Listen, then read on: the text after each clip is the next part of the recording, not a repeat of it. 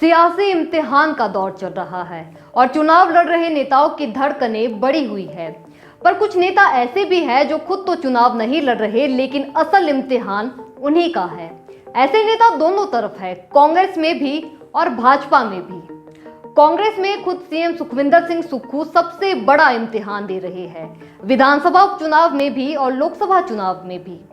यहां सुक्खू खरे उतरे तो मौजूदा दौर में हिमाचल के सबसे बड़े शक्तिशाली नेता कहलाएंगे। ऐसा नेता जिसने तथाकथित मिशन लोटस को फेल भी किया और करारा जवाब भी दिया। अभी चुनाव में एक सप्ताह से ज्यादा का वक्त है, लेकिन आज की स्थिति देखें तो कांग्रेस जोर लगाकर मैदान में है। कई विधानसभा चुनाव वाले क्षेत्रों में भी 21 दिख रही है और लोकसभा चुनाव में भी भाजपा को कड़ी टक्कर दे रही है। अगर ये मोमेंटम बरकरार रहा और नतीजे अनुकूल आए तो निसंदेह सुक्खू बेहद ताकतवर होकर निकलेंगे। पर कहीं विधानसभा उपचुनाव के नतीजे प्रतिकूल रहे तो सरकार गिराने और बचाने की ये लड़ाई फिर लंबी चलेगी। ऐसी स्थिति में संभवतः कांग्रेस के भीतर और बर्तन बजेंगे। सीएम सुक्खू भी इससे वाकिफ है और खुद मोर्चा संभाले हुए है। अब तक तो कांग्रेस के स्टार प्रचारक भी सीएम सुक्खू है और अगर भीड़ पैमाना है तो उस पैमाने पर भी सीएम सुक्खू हिट है। पर असल नतीजा तो 4 जून को आएगा और ये तारीख ही तय करेगी कि हिमाचल की और हिमाचल कांग्रेस की राजनीति किस दिशा में आगे बढ़ेगी। अब भाजपा के बड़े महारथियों की भी बात कर लेते हैं, या उस जोड़ी की बात कर लेते हैं जिसके लिए ये चुनाव वर्चस्व का सवाल बन गया है। नेता प्रतिपक्ष जयराम ठाकुर और प्रदेश अध्यक्ष डॉक्टर राजीव बिंदल की। जयराम ठाकुर अब भी 4 जून को सरकार बनाने का दावा कर रहे हैं।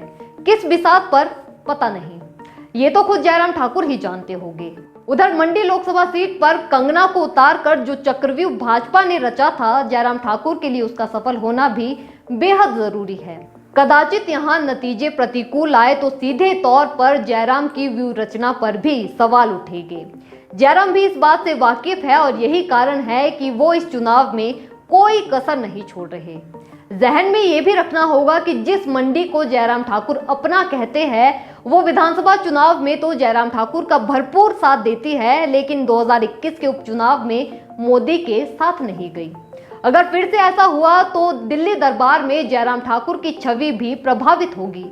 बहरहाल जयराम ठाकुर इस इम्तिहान में अपना सब कुछ झोंकते हुए दिख रहे हैं। अब बात डॉक्टर राजीव बिंदल की कर लेते हैं। बिंदल का सियासी सफर 2017 से ही रोलर कोस्टर की तरह रहा है।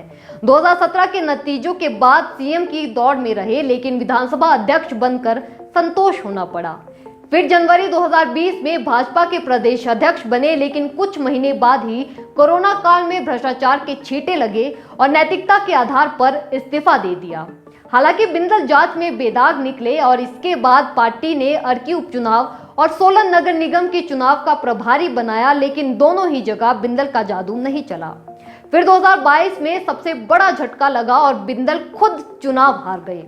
अब बिंदल फिर भाजपा के प्रदेश अध्यक्ष बनने में कामयाब रहे, लेकिन अब इस बार अगर नतीजे प्रतिकूल आए तो सवाल उनकी कार्यशैली पर भी उठेंगे। बिंदल भी इससे वाकिफ है और पूरे दमखम के साथ मैदान में मोर्चा संभाले हुए है। बहरहाल लोकतंत्र के इस इम्तिहान में कौन पास होगा और कौन फेल, इसका फैसला जनता 1 जून को करेगी और नतीजा 4 जून को आएगा। इस तारीख के बाद हिमाचल की सियासत में शायद बहुत कुछ बदलता दिखे। इधर बदलेगा या उधर बदलेगा, इसके लिए फिलहाल इंतजार कीजिए।